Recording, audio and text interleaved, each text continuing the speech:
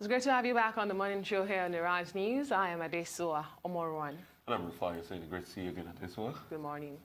Well, research has it that the food sector SMEs are more focused on incremental innovation as opposed to radical innovation, and they are also more engaged in product and process innovations than in packaging, positioning, and paradigm innovations. Well, joining us now on the morning show to discuss innovations and sustainability of the African food sector, cutting across SMEs, startup business owners, MSMEs, is Joyce Akpata, Director General at the Nigerian-American Chamber of Commerce. Good morning, Joyce. Yeah, Many thanks for coming on the morning show today. It's a pleasure. All right, good morning and great to see you. Thank you so much for being here. Yeah. All right, real quickly, let's go to it. Let's talk about challenges bedeviling SMEs and MSMEs in the food space, because it's a very iconic space with a lot of potential and possibility, but we don't move to the next level, and that's the challenge we have. I mean, if you compare to other climes, and you have what, people that started as MSMEs and small businesses in the food sector, like the likes of the Jamie Olivers of this world, Gordon Ramsay, and they've been able to build franchises that have over 500-600 restaurants. Why is it that we don't, sort of like cross over? Well, I think for local MSMEs, the key challenge for them in terms of growth and sustainability is infrastructure. They're not able to scale up their businesses due to the challenges they face as a result of inadequate infrastructure. For those within the food space, and let's start with farming, for instance, a lot of the agriculture has been focused around more of subsistence farming. And I know there's been an increase in encouraging economic diversification. So you have a lot of people now being encouraged to go into agriculture. But then the infrastructure has made it a bit challenging and has resulted to a very large extent to a huge rate of post-harvest losses, because most of these farms are located in the hinterlands and you don't have good access roads. So sometimes, they are not able to get their products to the market. So you have, I think about 40% of some of the agricultural products being perishable and being lost as a result of those logistics issues. So I think that has impacted negatively. Another key thing is when you come to agriculture and in trying to scale up is in the area of value addition. If you're not able to add value to whatever you're producing, then you're not able to take it to a higher level. Because you see a lot of people manufacturing, a lot of people farming, and are not able to now process it, to get it a wider... commercial quantity. Yeah, a wider audience. And you're not also able to process it, to be able to preserve it, to make it available during off-season. So there's the issue of storage. There's the issue of storage. You don't have adequate cold rooms. You don't have the processing. And capacity is critical. To be able to scale up to that capacity, you need financing, which is also a major issue, I know the federal government has done quite a bit in the area of coming up with some financial interventions that smallholder farmers or companies within the agricultural space can access, but some of them are still unable to meet the basic requirements to be able to access some of these funding opportunities. But really and truly, if they are able to access these opportunities, I think there's much more they are able to do. Let's talk about the issue of quality and standards. I'm sure that is critical here, because we've seen Nigerian produce, agri-produce, being rejected by a lot of countries. Just recently was the issue of yams going to the US. Yeah. How much of a premium do we place on that? Well, I think we take a lot of things for granted. And we're used to doing things in our own way. And we feel every other person should accept it. For a lot of SMEs that we work with who seek to export to the US, we always encourage them. We actually inspect their products before we even try to push it out there, because key things are there's an expectation from the global market. In terms of preservatives, in terms of the whole process, the expectations. And no one's going to lower their own standards to accommodate your own standard. It's for the Nigerian businesses that would want to export to increase and improve upon their own standards, to make it more acceptable in the local market. I remember a couple of years, we had issues with beans from Nigeria. To the EU? Yeah, and that was banned, because of the level of pesticides that were used for preservation. So those are critical things that the global market doesn't toy with. And I think it's important that we take those things seriously. And I want to just still, go in that line of questioning that I did for study. You talked about beans. I was really excited you talked about beans because that issue is still very prevalent in society today. And when you talked about yam, I quipped a bit because why didn't we get it right with yam? If the charge for the export of yam was led by the Ministry of Agriculture in Nigeria, and it was a bragging right, yam was out of the country and things like that, but the minister was even part of this, and this was returned. Why didn't we get it right? Also, a lot of people in this sector that export food items talk about how hard it is to get like an FDA certification, for instance. Why is it the case? And how can you talk to that small business owner in the food processing sector in this country that wants to get an FDA certificate, the things they could do? Well, on our own part as a chamber, we did a lot of capacity building programs for some of these SMEs in terms of how they should position themselves, take advantage of the global opportunities available. In terms of FDA registration, we have agents. Sometimes people don't get their fingers burned because of lack of information. You don't get the right information, so you don't plan properly. Or sometimes we are reactive. You go before you come back to now start taking the path you should do. So in terms of FDA registration, we have agents we work with who have practice in Nigeria and in the US. Can you mention some of them? Because of the people that are listening, or how they can, the website where they can get some of them. I mean, if you go to the FDA website, you have a list. Okay. It's pretty much straightforward. Okay. There are certain things you can't do on your own, but then we would have agents that would refer you to, and they could help you, handhold you through the whole process. So it's straightforward. And for a lot of trainings we do as well, we try to bring in experts and bring in exporters that have been successful to also share their stories, to assist. A point in question, the yam you're talking about, in exporting yam, there is a particular, I'm not an exporter, but, from my interaction, the container has to be within a particular temperature range, and when that changes and all that, the yams now start to spoil. So sometimes you might just have people creating their yams and just shipping it off and not knowing that, really there has to be certain things you have to guard against. So those are some of the issues. Sometimes people just don't do the right thing because they don't know and because they don't seek out information. I want to talk about the AGOA program that has now been extended to 2025. Are we maximizing this opportunity? I mean, it's about 6,500 items that could be exported. Yeah. When you look at the figures on the continent, I mean, Nigeria's doing so poorly in regards to other African countries. What are they doing right that we're doing wrong? What is the problem? I think they've been very intentional about it. And their governments have actively been involved in promoting AGOA, or for them to take advantage of the opportunities. A key thing, like I had said, infrastructure is a major issue. Basically what AGOA does is waiving of import duty, so you're able to be competitive. For a lot of African countries that have taken advantage of AGOA, they have been able to establish like industrial hubs. So companies go there and process, and manufacture whatever it is they're exporting. I mean, the key issue which has been a drawback for us, of course, is power, infrastructure. Those are key things you have to consider.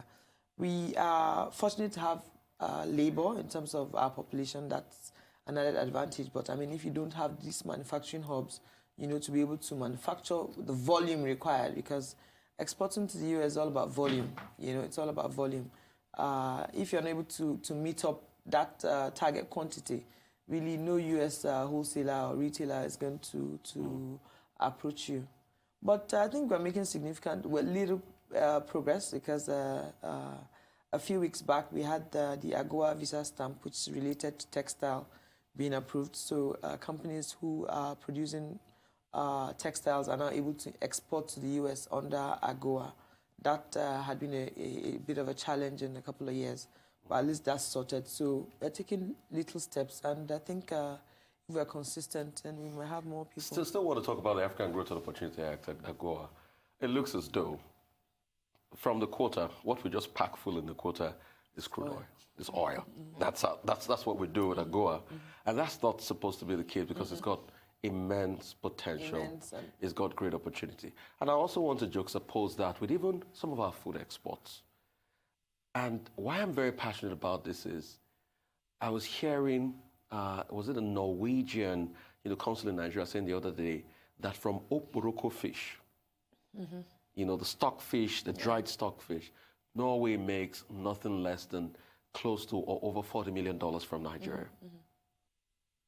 How can we take all the small SMEs, form a cluster, put them through AGOA, and ratchet up production and export of food items? Because we have a lot of this market out there in Nigeria, and a lot of people need this market.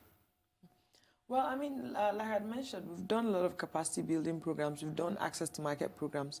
We've taken a few SMEs to the US to attend trade shows, and you have a few of them already exporting under AGOA, but there's still more to be done. Like I had said, a key challenge is usually volume. And we have the challenge of everybody wanting to do his own thing, Silo effect. So that's also, that's a typical Nigerian mentality and all that, I think probably trust issues. Because if you're able to come in as a cooperative or a larger group, you're able to meet these demands. You also have a challenge of consistency. We've had situations whereby you have companies export the first shipment. When the off-taker is requesting for a second shipment, they're not able to meet that demand, which also comes into the issue of if they were able to come together as a cluster, they're able to move and able to achieve more. But we're encouraging companies that come to us, to try to come in groups and aggregate whatever products they have to see how they're able to now have more volume. For those that produce, we try to encourage them that, look, you have to meet the basic standards, packaging, labeling, those are critical things. For your products to be on the shelf, it has to be properly labeled, and all that, which are some things that we take for granted here. So we encourage them and try to put them through how they should do that. And we don't do that alone. We work with some of the government agencies or some of the local groups that are focused on building capacity in those areas to see how we can strengthen these SMEs. I'm curious to know, apart from oil, what's the biggest or highest thing food produce that we export to the U.S.? What would that be? We do... there's a lot of people doing cassava in terms of gari, processed gari. Okay. Then you have the regular beans. You have beans. You have yams. You have oil, palm oil. So bulk of the exports are around food products. Then of course, cocoa, rubber, that are major products that we normally would export. Let's talk about the synergy with banks. And how you've been able to help SMEs, to get funding and things like that, because export, it has some level of capital inclusion to it. I've heard a lot of small businesses talk about how hard it is to get a letter of credit and things like that. But there has to be a middle person, sort of like a go-between, and that's where the chamber comes in, and that's why the chamber should be able to speak for members. So what has been the relationship with banks? There are some banks that don't even have an export desk. As we speak today, have you been able to bridge the gap? Well, I think within our membership, we have most banks are members of the chamber, and as a chamber, as a bridge, we try to see how we can leverage on the exposure and capacity of the larger members, like banks, for the benefit of the smaller members, like the SMEs that are coming up. So we regularly engage with these banks. And of course, I'm not going to mention names, but there are key banks that have been export-focused and SME-friendly, and we've done a lot of initiatives and programs in partnership with these banks for the benefit of some of these SMEs. We have, over the years, come to realize that, a lot of these SMEs are not able to access financing or opportunities because they are not properly structured. The banks are not just charities. You have to have a proper business structure, you know, to be able to ensure that it gives the bank some comfort that whatever monies they are putting in, you know, they would get back.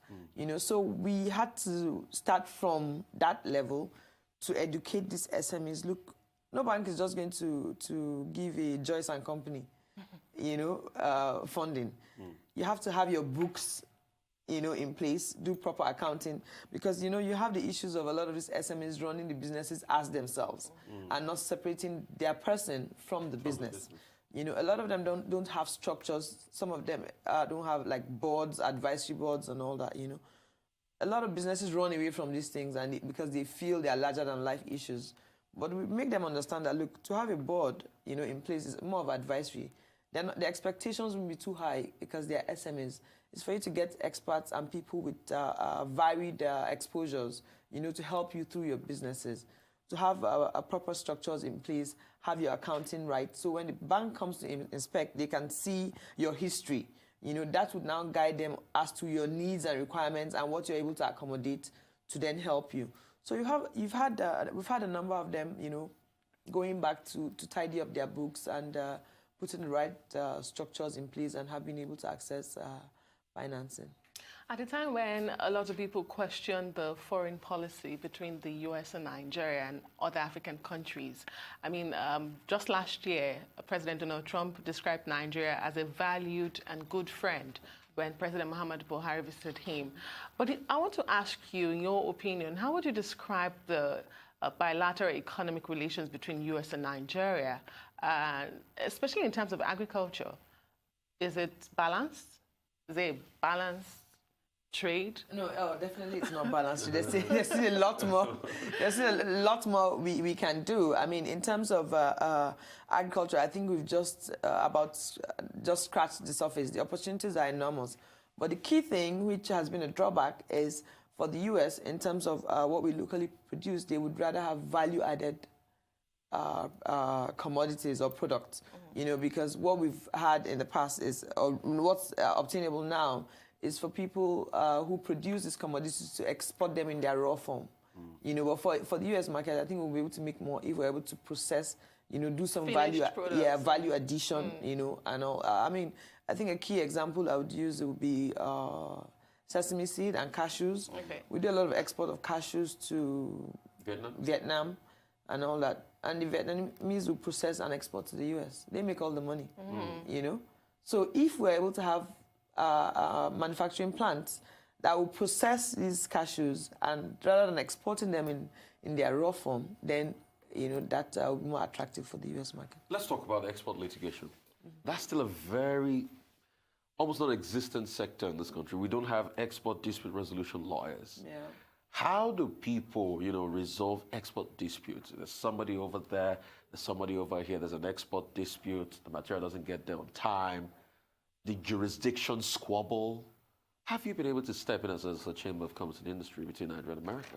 Well, we've not had any of such issues. Amen. But then, I mean, we have the ICC rules, you know, and that typically would govern international transactions depending on what the agreement would have stated. Of course, these days, most agreements would opt for arbitration as against litigation. No one wants to go through the line of litigation and all that. So most agreements these days contain arbitration clauses. Okay. And basically, normally within your arbitration clause, you would have agreed on jurisdiction where the whatever dispute would be resolved. So we try to encourage them to insert those clauses and guard against such issues if they arise in future. Okay. Yeah, organizing the third, I believe, African Food and Products Exhibition. Yeah. Tell us, what is that all about and what do you hope to achieve from this? Well, the African Food and Products Conference and Exhibition is basically a platform which we kickstarted to see how we can promote local businesses. You know, and it provides an opportunity for companies who produce locally to showcase their products. So typically, we would have a range of exhibitors coming from the agro-business sectors, from apparel, from leather, from other household items and all, you know, coming to showcase their various products. So we try to get off-takers both from the US and locally, supermarkets, chains and all that, to come and view the exhibitions and see how we can broker deals.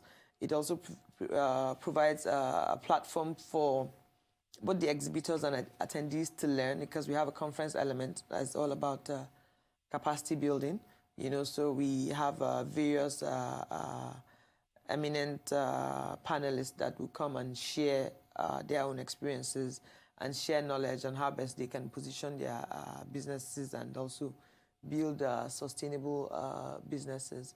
It's also an opportunity for a lot of networking, because we've realized that for some of these businesses, they're actually looking for platforms that can showcase them, to see how they can be in the consciousness of the consumers and all that, and market their products. It's the third one. How would you describe the success so far? I mean, the first and the second.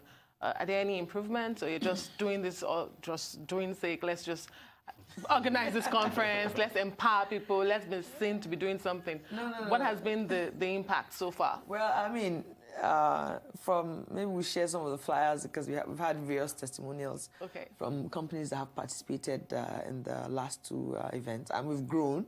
In the first year, I think we started about 90 exhibitors. Last year, we had a little over 100 exhibitors. This year, we would have more. In terms of attendees, the first year we had, I think, about 1,000. Last year we had over a little below 2,000.